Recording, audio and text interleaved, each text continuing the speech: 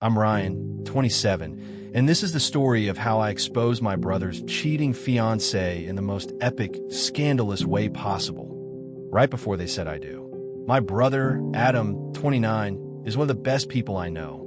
Self-made, hardworking, and honestly too kind for his own good.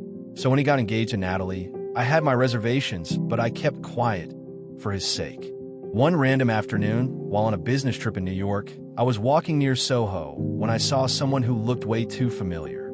Natalie, arm in arm with a guy I had never seen before. They were laughing, close, way too close for a woman who's supposed to be getting married in a week. She spotted me before I could decide what to do. Her eyes went wide, and she quickly stepped away from the guy and rushed over with a fake happy, "Oh my God, Ryan." She introduced the guy as Liam, an old friend, said he was gay and they were just having a friendly day out in the city before heading to the Hamptons where his family had a place.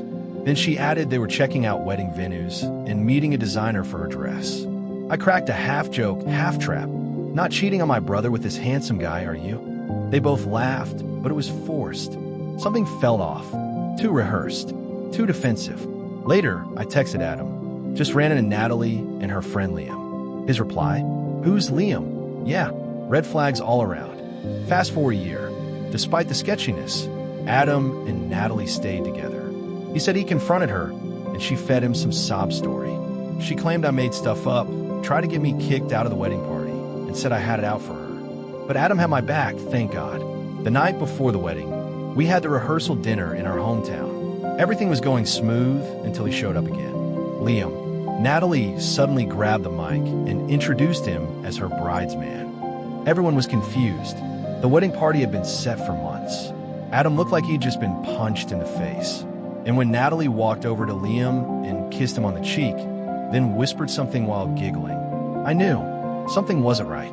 Then came the moment that flipped everything on its head. I went to use the bathroom in the restaurant. Individual stalls lined up in a hallway.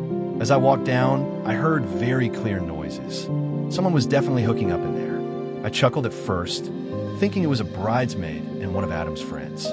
But as I turned the corner, the door opened and out came Natalie, Liam, and a third guy I'd never seen before. They were laughing, brushing themselves off. She was shushing them. I was stunned. Then instinct kicked in. I pulled out my phone and snapped a picture. Flash. On. She saw me. "What are you doing?" she hissed. "I could ask you the same," I replied. She claimed it was nothing. That Liam's friend Zane just had a stuck zipper and she was helping. I told her flat out, "Don't insult me. I heard you. I saw you." She tried to lunge at me, but Zane held her back. I left immediately and went straight to Adam's place. I showed him the photo, told him everything I heard. He didn't say a word for a while. Then he said, "Let's burn this down, but with style." The next day, the wedding guests arrived completely unaware. Adam had me edit the slideshow that was going to be played before the ceremony. Baby photos, sweet memories, couple shots. And then, boom, a photo of Natalie exiting the bathroom with Liam and Zane, followed by the text, "The wedding of Adam and Natalie is canceled. Please collect your gifts and enjoy the free food. Sorry for the inconvenience." Gasps, screams, confusion, chaos. Natalie's parents were red-faced and calling her phone. Guests were murmuring. Some were crying. Natalie? Nowhere to be seen. Adam? Calm and collected, like a man finally free. Epilogue. Turns out, Natalie had been having a full-blown affair with Liam for over a year. She met him through a dating app where he and Zane were looking for a third in their relationship. She admitted, after a lot of lies and denial, that she fell in love with them both but didn't want to give up Adam's money or security. She thought once they were married, she could slowly introduce the idea of a poly relationship with 3 guys. Yeah, Adam was heartbroken, but he bounced back. She tried to sue me, claimed harassment, even tried to get a restraining order.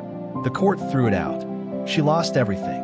Adam took back the car, which he paid for, demanded the engagement ring, and blocked her on every platform. She showed up at my door one night, screaming that I ruined her life. Said I loved my brother too much. I took that as a compliment. Now, Adam's healing, stronger, wiser, and I'm just glad I trusted my gut and had my phone ready that day in New York. Moral of the story?